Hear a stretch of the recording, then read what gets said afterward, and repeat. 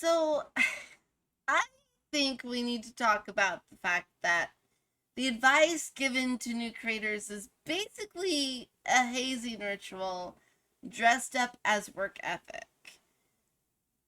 Like, the whole upload every day, outwork everyone, never miss a post. And I used to nod along like, yeah, that's the price of entry here. It worked, except no, it's not. It's not what it costs. Because that's just a story. A story we tell people once. And once it worked for a handful of people, it got treated like scripture. And it annoys me. No one ever asks who survives that advice versus who it was actually written for. And I don't know why this is a thing, but we keep treating discipline like it's a measurable universal currency. Like there's a discipline stat under your name, and the creators with a higher number just win. And the ones who quit, not enough discipline. Case closed.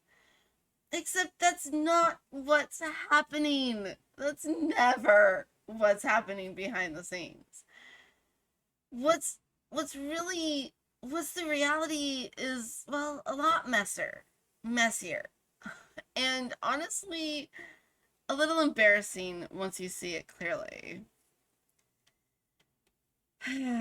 Like, here's the actual claim I'm going to make. And I'm going to say it before I fully earn it because I want you sitting with it while I build the case. The creators who last aren't the disciplined ones.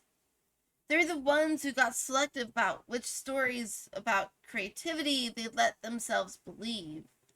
That's it. That's the whole process.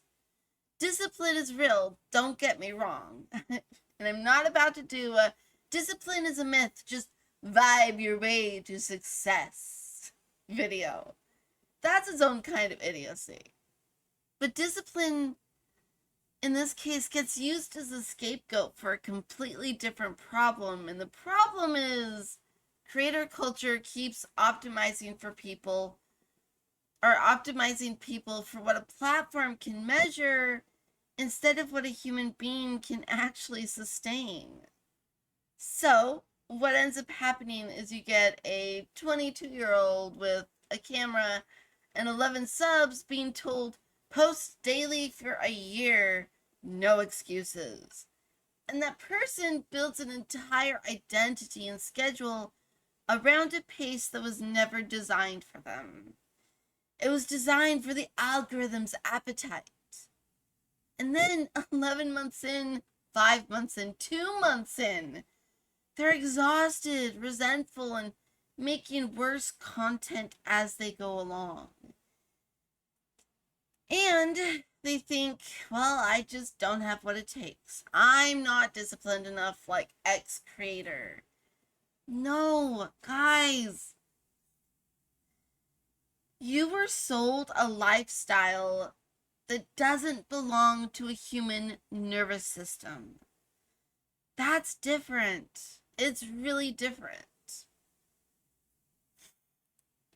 So, the daily upload thing. Big pet peeve of mine.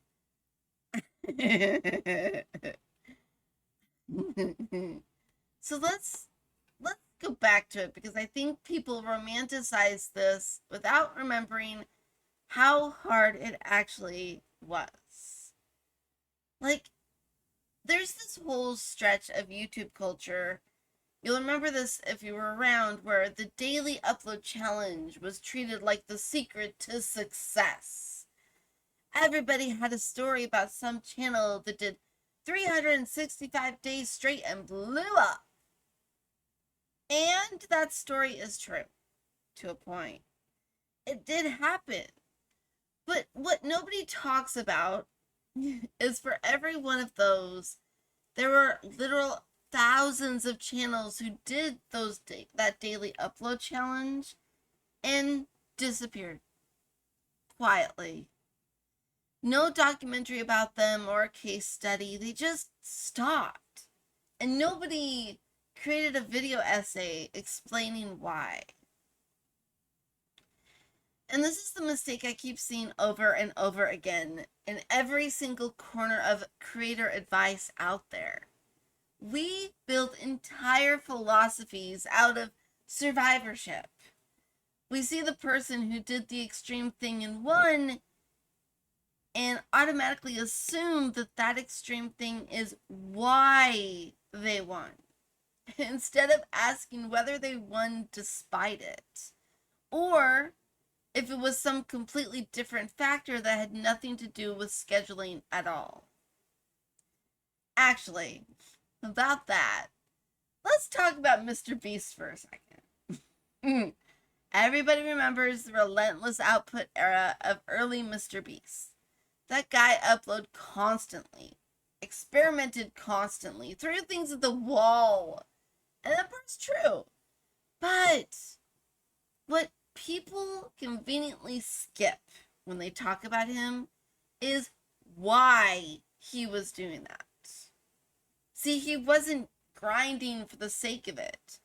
He was running experiments, trying to figure out what actually worked. That's not the same behavior as post every day no matter what. That's testing. That's iteration. Completely different psychological posture. One is compulsive, and the other is curiosity with the deadline. And the part that really gets me, the MrBeast people reference today, you know, the one with the budget, the sets, the 40-person productive team. That's not a lone creator's workflow anymore. That's a company, an operation. So when somebody tells a solo creator, be like MrBeast, they're comparing a one-person process to a system that hasn't relied on one person in years. It's like telling a home cook to run their kitchen like a Michelin restaurant. The same category, yes, but completely different machine underneath. And that's where people mess up. They copy the behavior of a stage they're not even standing in.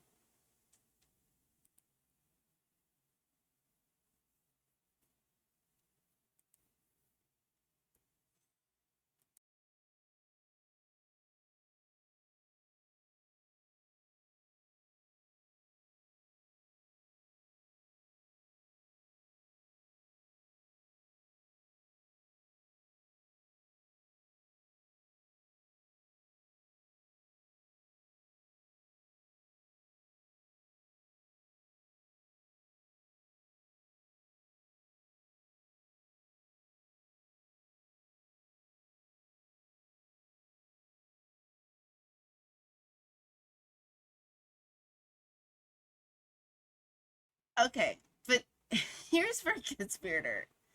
Because YouTube, well, actually, it's not just YouTube.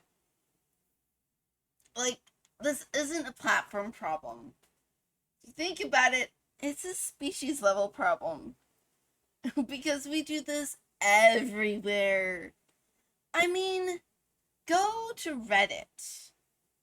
Go to r slash YouTubers or r slash partnered YouTube and just read. That's it. Just read. And notice something.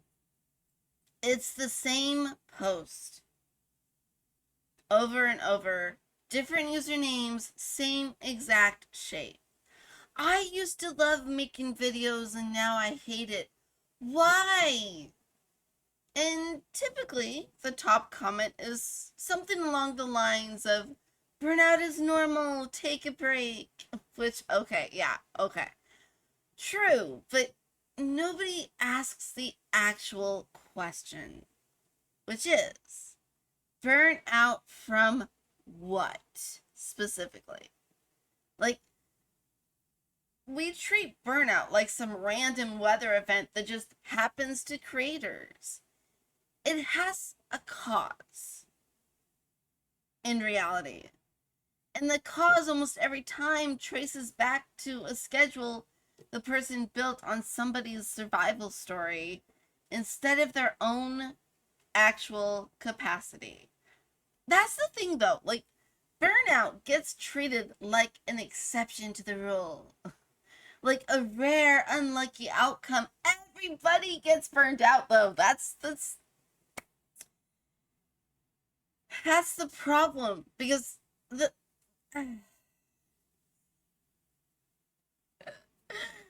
I mean, like if the same complaint shows up in the same subreddit every single week for years, it's not an exception anymore, guys. It's a design flaw. It's a terrible pattern baked directly into the advice everybody's handing out. And I could be wrong, but I don't think creators are failing because they lack discipline. I think a huge amount of them are failing because they were handed advice built for platforms, not for people. And then get blamed for the platform not fitting inside of a human body. Let me explain what I mean by that because I don't want to just sound like a clever line that I put in here. So, platforms don't care about you. And I don't mean that in some dramatic sense. I mean it structurally. An algorithm is a math problem trying to maximize watch time and session length. It requires frequency because frequency, statistically, generates more opportunities to be recommended. That's the whole logic. It's not evil, it's just indifferent. See, the algorithm has no opinion on whether you've slept. It has no opinion on whether your creative well ran dry this week.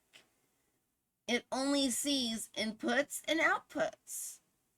And the actual mistake, is that creators internalize the algorithm's incentive structure as if it was a personal virtue. I upload every day stops being a strategy and starts being an identity. And once it becomes an identity, missing a day doesn't feel like adjusting a plan. It feels like a failure. That's the trap.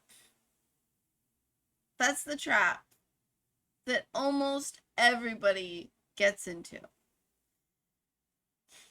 Because the thing is, in real life, what looks like somebody is sitting at their desk at 11 p.m. exhausted, having nothing to say, but uploading anyway, it's only because the identity demands it.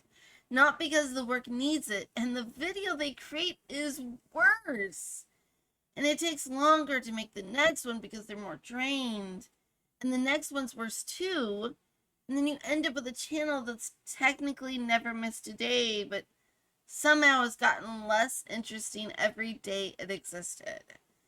And nobody talks about, well, this. See, the algorithm doesn't even reward that behavior long term the way people think it does. Consistency of quality and consistency of presence are treated as the same thing. And they're not by a long shot. Like a platform will happily recommend a channel that posts once a month if the content is strong enough to hold attention.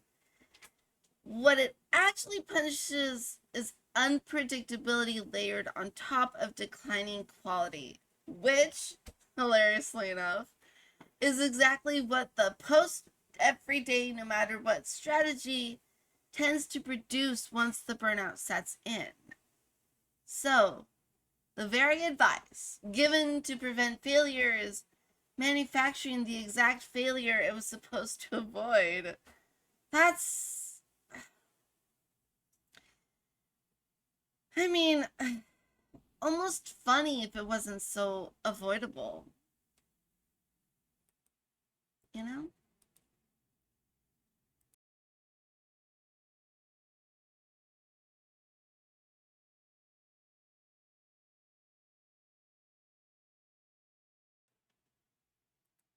Okay.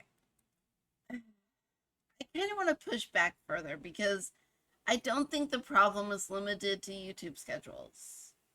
I think the grind set is basically the same disease wearing different jackets depending on where you work or what you work with or create. Because you remember the whole online hustle culture wave? The 4 a.m. wake ups, sleep. Sleep is for the weak.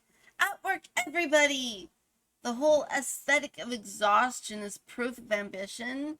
And the thing that's wild, a lot of people who built that whole aesthetic have since publicly walked it back. Kind of interesting, right? Like, some of the loudest hustle culture voices from a few years ago are now the ones talking about burnout, boundaries, rest as a strategic tool instead of a weakness, which, I mean, let's sit with that for a second. Oh, like, the people who sold the grind evolved away from the grind once they had the resources too. Like, that should tell you something about whether the grind was ever actually the mechanism of success or just the marketing costume worn while the real mechanism did the actual work underneath, like be it money, timing, team, luck, whatever. See, once someone succeeds, their advice retroactively becomes the reason for success, even when their own behavior later contradicts it. It's almost like success gets used as proof for whatever the story wants to tell, or the story the person wants to tell themselves afterwards. Which, okay, that's a different rabbit hole here, but it's relevant because a lot of creator advice is just borrowed hustle culture language with a camera instead of a spreadsheet. Actually, about that, I kind of want to talk about something completely outside of content creation for a sec, because I think it makes the pattern impossible to ignore. Marathon training. Nobody, and I mean nobody, no serious coach anywhere tells a runner to sprint marathon distances every single day to prepare for a marathon. Training plans are built around recovery. Recovery isn't the thing you do when you're too weak to keep training. Recovery is the training. It's the mechanism through which the muscle actually adapts and gets stronger. And yet, creator culture treats rest like cheating. Like, stepping back is admitting you couldn't hack it. Like, in literally every high performance discipline out there that has been studied rigorously, with athletics, music, competitive, anything out there actually, recovery is baked into the system as a requirement, not a luxury. Creator culture is maybe the one space where we still act like the old bodybuilder, bro science version of no days off. It's like that's somehow cutting edge wisdom instead of the exact problem every performance field out there abandoned eons ago. Which is crazy because creators are, in a very literal sense, performance athletes of attention and imagination. That's our job. Like, and yet we're the group still pretending recovery is optional. Okay, so this is not a creator specific disease at all. I think creators just happen to be a very visible version of a pattern that's everywhere. Like, think about corporate productive culture. It runs the exact same script. Plenty of workplaces reward looking busy over being effective. You know the type.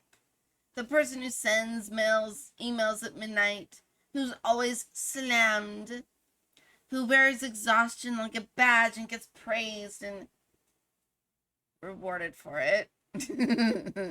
And bonuses for it. While the person who does the exact amount of input and half the visible effort gets quietly overlooked because they didn't perform the suffering enough, visibly, convincingly. And creators, we gotta do better, guys. Creators import that same broken measurement into their own one-person business without knowing they're doing it. They start measuring their worth by how depleted they feel at the end of the week instead of what they actually built. Exhaustion becomes the proof of legitimacy. I earned this success because I suffered for it. Except suffering was never the ingredient. It just felt like evidence because it's measurable and visible in a way that, well, any sustainable process isn't. That's the thing. Busyness photographs well. And sustainability, it doesn't. Like, nobody makes a highlight reel out of I worked reasonable hours and went to bed on time. So the aesthetic of struggle gets mistaken for success over and over across completely unrelated industries because the struggle is real and it's part of what's visible, and visibility gets mistaken for causality. And I think there's a version of this that sounds like I'm saying, just relax and it'll work out. And it's not that. That's not what I'm saying at all. There is no soft version of this take that I'm doing, at least. So the actual nuance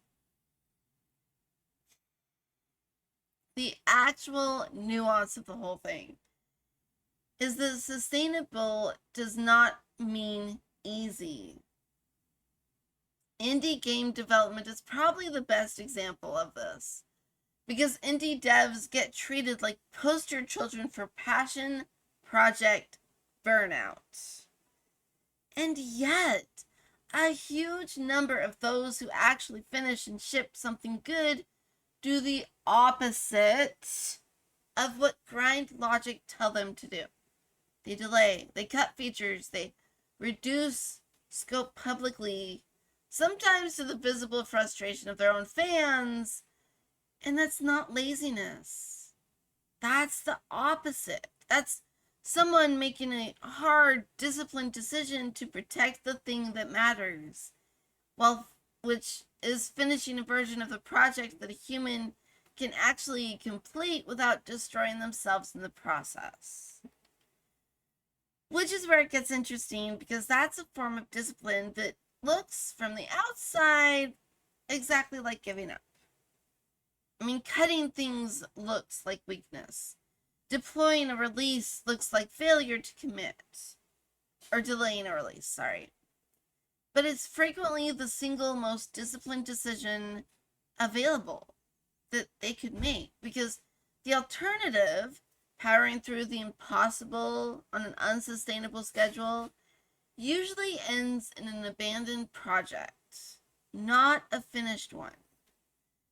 And so now we've got two things that both get called discipline, and they produce completely opposite outcomes. Discipline as intensity says never stop, never cut, outwork the problem. But discipline as selectivity says protect the creator first, because a burnt out creator finishes nothing.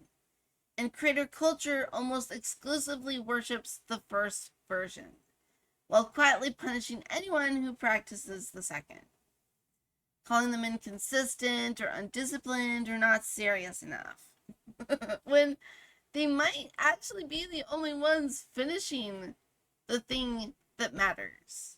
Seriously. I don't know why it's a thing. Like, I just don't get why we've collectively decided that the appearance of relentlessness is more trustworthy than the outcome of sustainability. Like, that's backwards. And honestly, it took me a long time to notice it in my own habits, if I'm honest. Because, okay, let me say the thing. I did this. I built a schedule off of advice that wasn't written for me. I blamed myself when it didn't work, instead of questioning whether the schedule was ever something a person could sustain. I don't think I'm special in that. I think every creator has a version of this story sitting somewhere in their history, half buried, filed under the time I wasn't just disciplined enough. Well, the actual honest answer would probably be the time I built a life around a version of myself that never existed. This that phrase that actually won't leave me alone about this whole topic. Like a version of yourself that doesn't exist. Because that's what all of this advice is quietly asking you to become. Not here's how to work hard. It's here's how to become a specific kind of person who can happily sustain this exact pace forever. And the problem with that, well, most people never actually check whether that person is someone they realistically want to grow into, or if it's just a costume they'll wear until it becomes unbearable. So what ends up happening is you get this bizarre inversion of where the advice for getting successful looks nothing like the life successful people end up living. Like, go look at any creator who's been doing this for like 5+ years and made it into a sustainable place. Most of them slowed it down. Most, if not all, stopped posting daily. Most of them built teams, took breaks, and said no to things. And yet, the advice we hand to beginners is still outwork everyone, never miss a day. The exact behavior successful people eventually abandon. Like, why?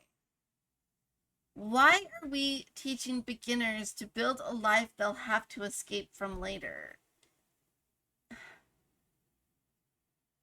That's not a rhetorical question I'm going to answer anyway, by the way.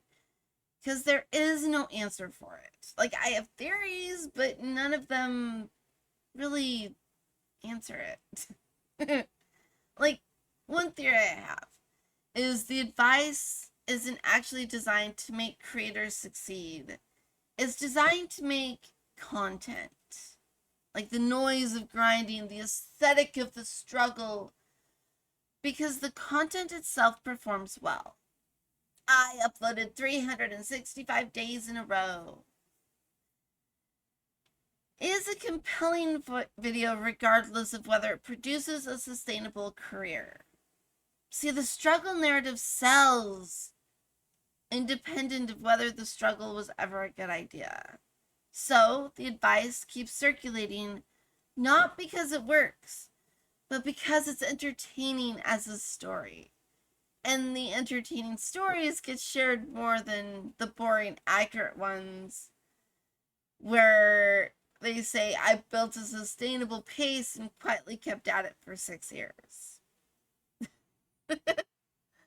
Like, no video out there, and I beg you guys to try to find one. I'll just be sitting here waiting, but nobody's gonna make a viral video post titled, I posted reasonably and took weekends off. See, that video doesn't have the same narrative tension. There's no arc. There's no suffering to redeem. So, the story that gets retold and told and taught to beginners isn't the one that statistically is most likely to work. It's the one that's satisfying as a story, which, okay. That's genuinely uncomfortable because it means an entire generation of advice might be optimized for narrative appeal rather than actual incomes. And this is a mistake I keep seeing in my own work.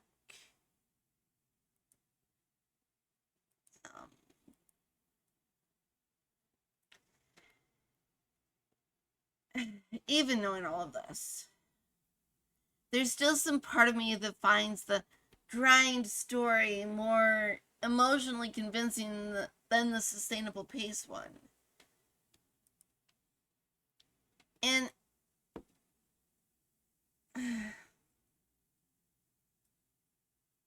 yeah. And it's because I grew up on the same content everybody else did. The grind story as a hero's journey shape. Interesting if you think about it that way. Like the sustainable story just has Tuesday, and then another Tuesday, and then another one after that. It's a garden, not a fireworks show. And that's actually it. Like, let's think about that comparison for a second, because it's kind of the clearest way to say this whole thing. Like, a garden grows because someone keeps showing up, season after season, doing the unglamorous, often invisible work. Weeding, watering, waiting, basically doing nothing dramatic on most days. Fireworks are spectacular, genuinely. Everyone looks up and claps, and then it's over in about 4 seconds, and the sky is dark again, and there's nothing left but smoke.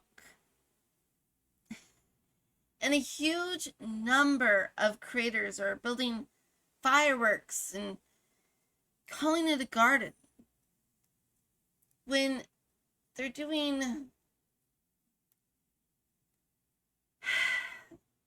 there's this loud, dramatic, unsustainable version. Well, they're expecting it to compound the way a garden compounds. Quietly, over years, but fireworks don't compound. Never has happened. They just repeat expensively until you run out of whatever you're burning to make them go off. And the creators who actually last, the ones still making things 5-10 years later, they're the gardens. Nobody's clapping for them in the moment. It's boring from the outside. It looks less. But it's the only version of this that survives contact with an actual human life. And the uncomfortable part of this metaphor, the part I don't think people want to hear, is gardens require you to accept slower, smaller, less impressive returns in the short term in exchange for something that's still alive years later. And creator culture, built entirely on platforms that reward the immediate, the visible, well, they have no mechanism for valuing that trade. Like, the platform literally cannot see sustainable pace as a number. It can only see posted or didn't post. So, the same measurement system is strictly biased towards fireworks. And creators are being asked to build gardens inside of a system that only rewards explosions. I don't know. That may be the whole problem in one paragraph. We built infrastructure that can only measure fireworks and then act surprised when a whole generation of creators build the fireworks and burn out. And I want to push from one more angle before I leave, because I think it's fair to, well, I don't think it's fair to just blame platforms and walk away feeling like I've said enough. Like, creators are just innocent victims of algorithm design. That lets everybody off the hook, including me. See, the harder version, well, even when creators know the sustainable path exists, a lot of them still choose the fireworks anyway. Why, you ask? Because the fireworks feel like proof. Exhaustion feels like evidence that you're taking it seriously. If you're not tired, some part of the brain whispers, "Are you really even trying?" That's the trap. It's not a platform problem. It's a psychology one the platform just happens to reward. And the thing is that's where it ends being a creator problem. It becomes the same pattern people run into basically every part of their life. Relationships, careers, fitness, whatever. See, the issue was never about consistency. Consistency is fine. Consistency is good. Consistency does not mean to do it every day. Because the issue is you're building your consistency around a version of you that doesn't exist yet and may never exist. And treating that eventual collapse that's coming as a personal failure instead of a design flaw in the plan itself. So, in real life, that looks like somebody building a workout routine off an influencer who trains 6 days a week for 3 hours, when that person has never in their life had 2 free hours in a day, let alone 6. Or building a business plan around somebody else's risk tolerance. Or staying in a relationship pattern that worked for somebody in completely different circumstances. The specific costume changes, but the mechanism is identical. You import somebody else's survivable intensity and try to wear it as your own. And when it doesn't fit, you blame your body instead of the costume. Which is crazy because the discipline out there is actually kind of a comforting lie, if you think about it. Like, it's comforting because it implies control. Like, if the problem is your discipline, then theoretically you try harder and fix it.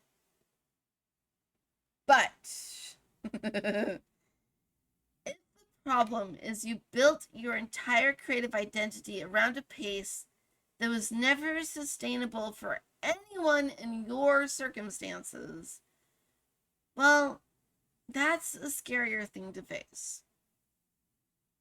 Because it means the fix isn't try harder. It means the fix is tear down the plan and build a different one.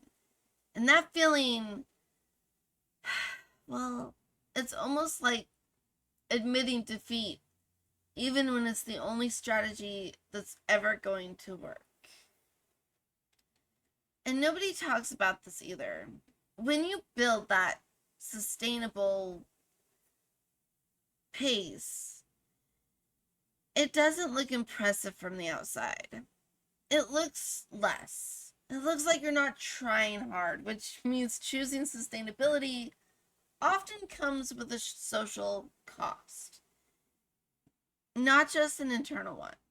You watch other creators post daily, hyping their grind, getting praised for their hustle in the comments, and you're sitting there with your slower, quieter pace, feeling like you're cheating or not serious enough, even though your version is the one that's actually still standing in 3 years.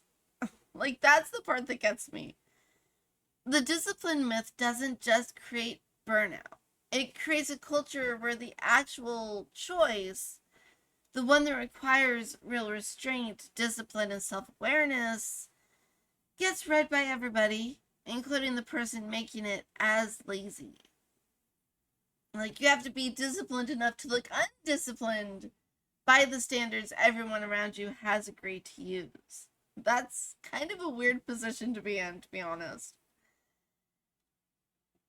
The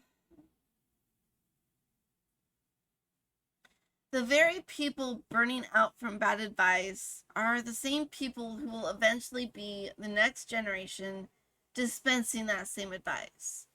Because by the time they figured out what actually worked for them, which is usually slowing down, They are already successful enough that beginners are asking them for tips, and then there's a strong pull to give the tip that sounds impressive rather than the boring, accurate one. I filmed every day for a year. Sounds like wisdom. I quit posting daily after 4 months because I couldn't sustain it, and things actually got better. Sounds like the excuse, even when it's more truthful. So the story keeps replicating itself, generation after generation of creators, not because it works, but because it sounds like it should work. And the people who correct the record have social incentives not to.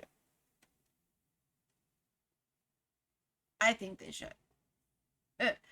Which brings me to something that's been bothering me this whole time, which honestly, underneath everything else, why do we keep telling this to beginners specifically? Like, why? Why is the daily upload grinded out advice almost exclusively aimed at people who are new? Like, nobody tells a 2-year, 4-year, or 10-year veteran creator to post daily no matter what. That advice gets reserved for almost entirely the population or the group least equipped to survive. The people with no audience yet, no support system, no financial cushion, no idea what pace actually suits them, and often the least developed sense of when to say no to their own ambition. It's almost like the advice functions as a filter. Not a training method, a filter. You throw an impossible standard at 10,000 beginners, and by sheer statistical luck, a handful of them will happen to have the exact circumstances that let them survive the unsustainable pace long enough to build an audience before it breaks them. And then that handful becomes the visible proof that the method works, while the thousands who didn't have those circumstances disappear silently and get written off as not disciplined enough, or didn't want it badly enough. Oh, yeah. And I don't know, that's such a bleak way to describe an entire industry's onboarding process. But I don't think it's wrong. Survivorship bias isn't just a data quirk. It's functionally operating as a filtering system. And the people getting filtered out aren't being told you had the wrong circumstances for this method. They're being told you failed, which is a totally different message and the wrong one.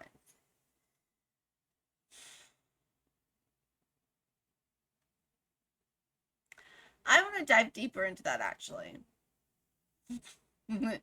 Because it's not just that beginners get filtered by unsustainable advice.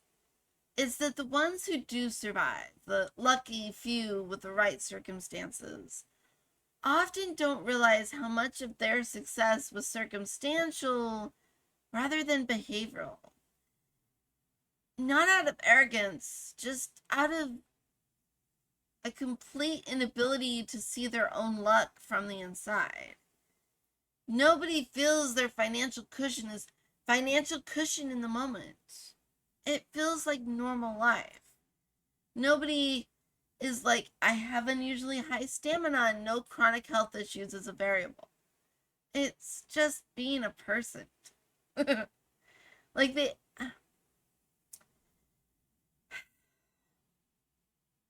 So, when they teach the next generation, they're not lying. They actually believe the schedule is the mechanism, which somehow makes the whole thing worse and just gets spread by people with zero intention to mislead anybody. Which might be the most well, might be the worst version of this entire argument. Because it's not a conspiracy. Nobody sat in a room and decided to trick beginners into burning out. It's just an honest mistake, repeated at scale by people who succeeded and are trying to be generous with what they learned, except what they learned was contaminated by circumstances they never had to examine. Which leads to another layer of performance. Because now, with all of this, creators perform their rest. Like, you've seen it. It's like their apologies videos. Like, you see the I'm taking a break video, or why I stepped back, or a burnout video. And look, okay, those sometimes are genuinely honest, useful, and I don't want to flatten every one of them with the cynical nature that I love. But a lot of the time, and this annoys me so much, the rest itself becomes content, which means the rest has to be read as rest, has to be announced, narrated, come with a thumbnail, which is weird when you think about it, because actual rest, the kind that repairs a person, usually doesn't need a poster and an audience watching it happen. So, what ends up happening is you have creators who are exhausted by the performance of consistency, taking a break and then performing the break itself, which just becomes a different layer of the exact same problem. Like, you've swapped prove you're working for prove you're resting. But it's still proving something to an audience instead of just doing the thing your body actually needs. The parasocial contract doesn't go away just because the content changed. It just changed genres. And audiences have gotten weirdly proprietary about a creator's space. There's a real pattern of subscribers reacting to a slower upload schedule with actual hostility, treating it like abandonment, like the creator owes them a certain frequency of appearances regardless of what's happening in that person's life, which puts the creators in a bizarre position where even the decision to protect their own sustainability is managed like a PR event. Explained, justified, softened, apologized for, as if choosing not to burn out requires forgiveness from strangers on the internet. Like, that's the big problem. Oh, that's my biggest pet peeve. Like, the audience has this broken assumption that frequency equals commitment, and so even creators who intellectually understand everything we've talked about so far, they still have to fight an audience version of the same myth on top of their own internal one, which annoys the hell out of me. I'm not gonna lie. Like, I follow somebody on Twitch who was talking about this exact same thing, and the chat was 50-50. 50-50 of like, oh, please no, post more, like it's okay, you can keep doing the same schedule.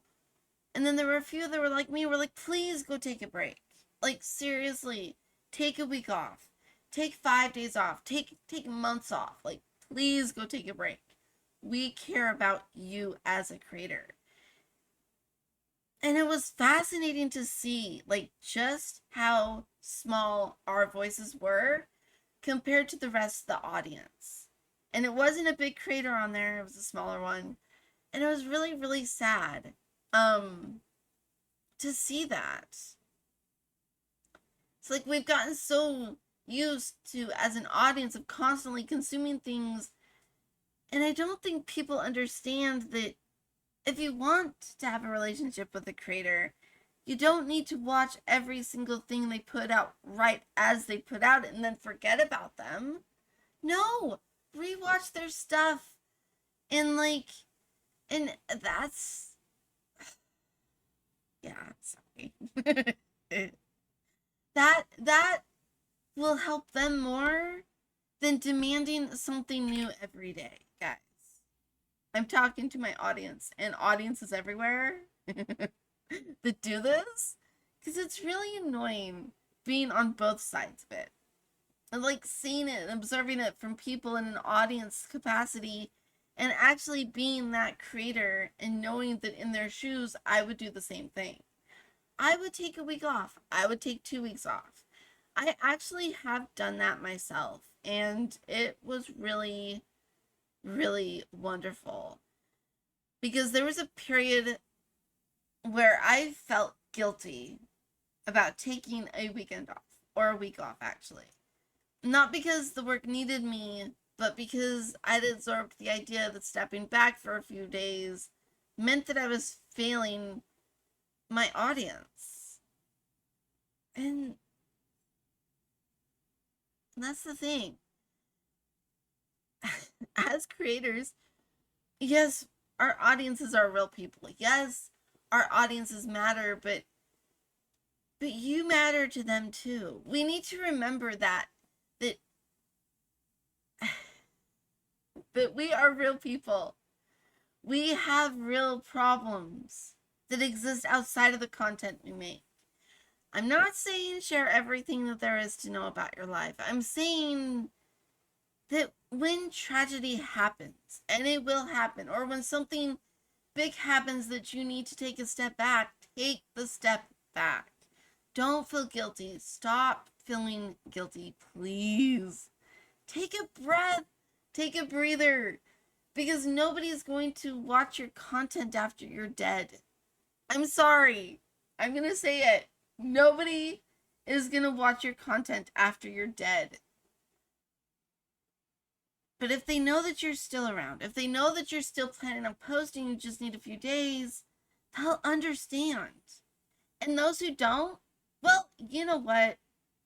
This is my PSA to those people. There are hundreds upon thousands of other videos you guys can watch. Go watch those. Okay? Seriously. Anyways, sorry. Off my soapbox. Let's see, where was I? Okay. I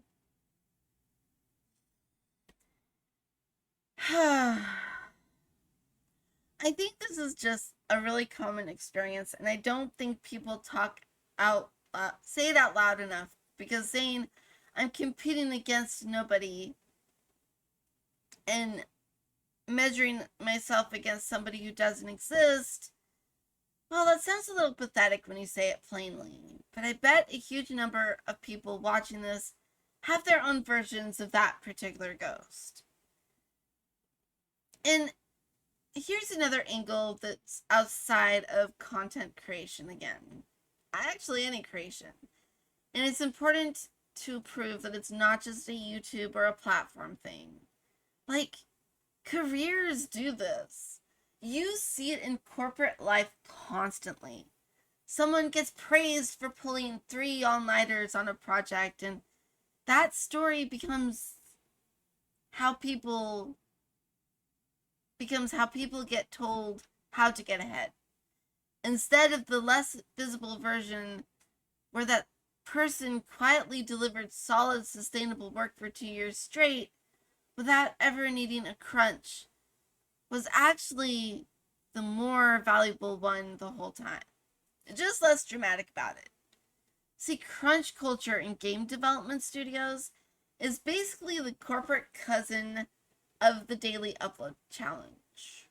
Celebrated as dedication right up until it produces layoffs, health problems, and games that go out broken because everyone's too exhausted to catch the bugs.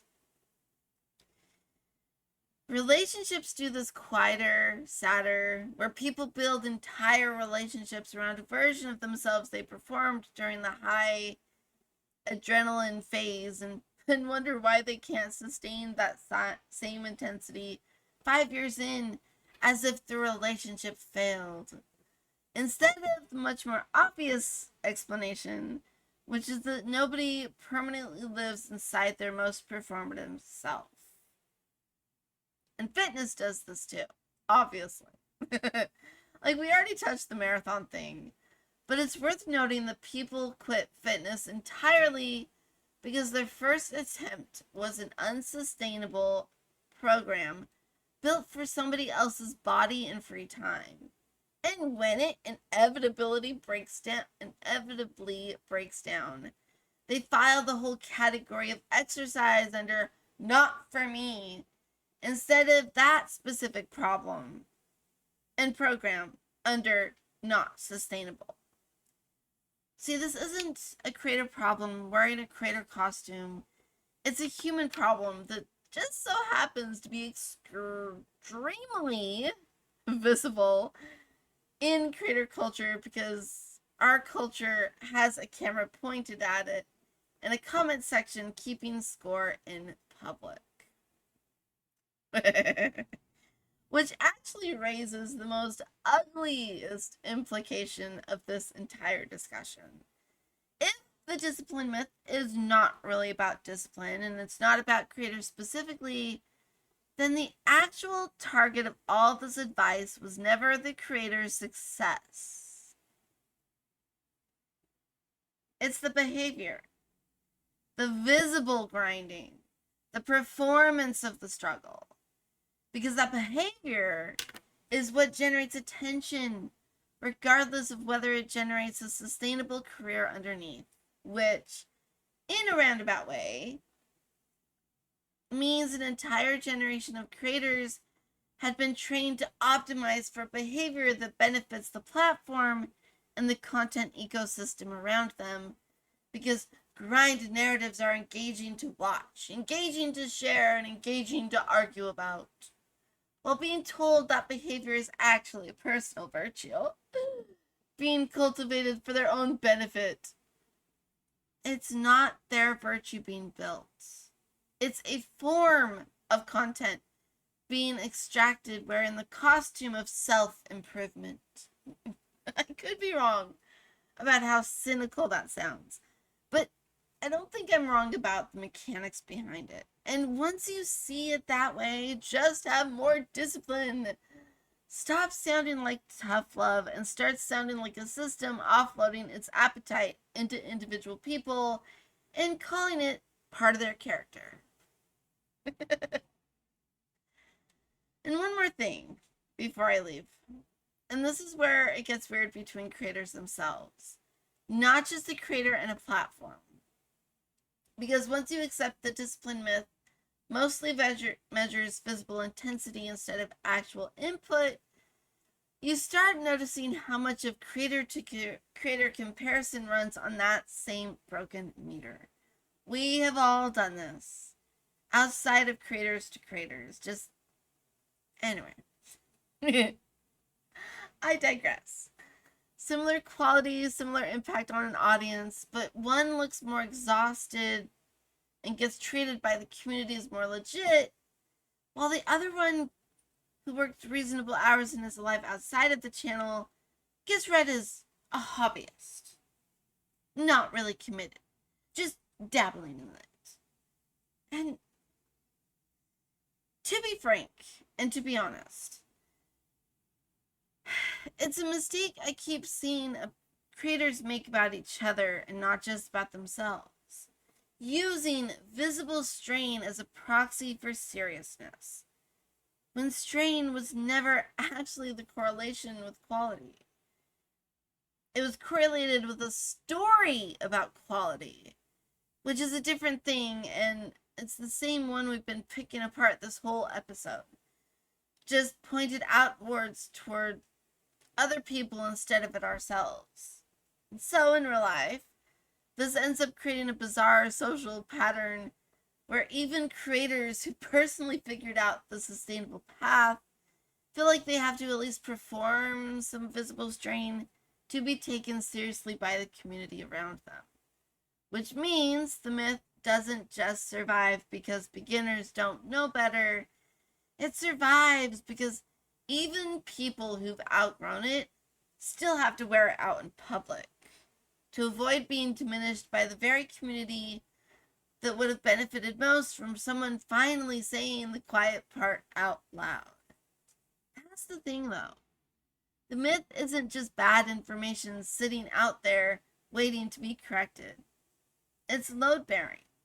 An entire social hierarchy inside creator communities is propped up by treating exhaustion as a form of status. Take that away, and the pecking order it uses might not hold the same shape anymore. Which, well, that could be why it hasn't exactly gone all the way away yet, even after everyone knows it's not true. And I want to be honest, I don't think this ends in some clean answer, because if it did, well, that would contradict everything I've said.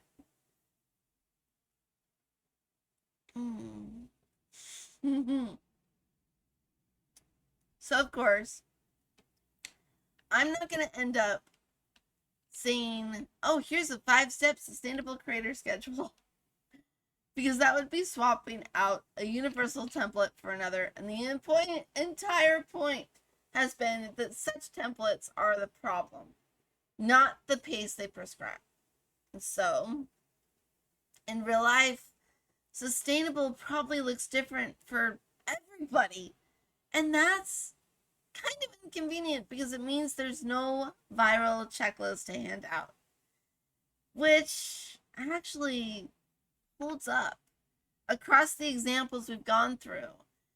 Well, it's because they have all in common a very specific thing. They built their pace around an honest read of their own capacity instead of a borrowed number that sounds impressive. And that's uncomfortable because it means the actual work isn't follow this schedule and you will have success. It's more have an honest conversation with yourself about what you can sustain, which is harder and less marketable to teach than post every day. Like, nobody's building a course around figure out your own capacity through trial, error, and occasional failure. Even though that's probably the only version that's ever actually been true.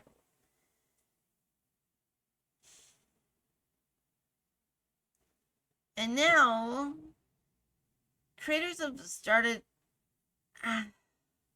annoyingly, treating their own exhaustion as proof they're on the right track. Like, if you're not tired enough, you're not committed enough. And it's backwards in a way that almost is darkly funny once you actually see it.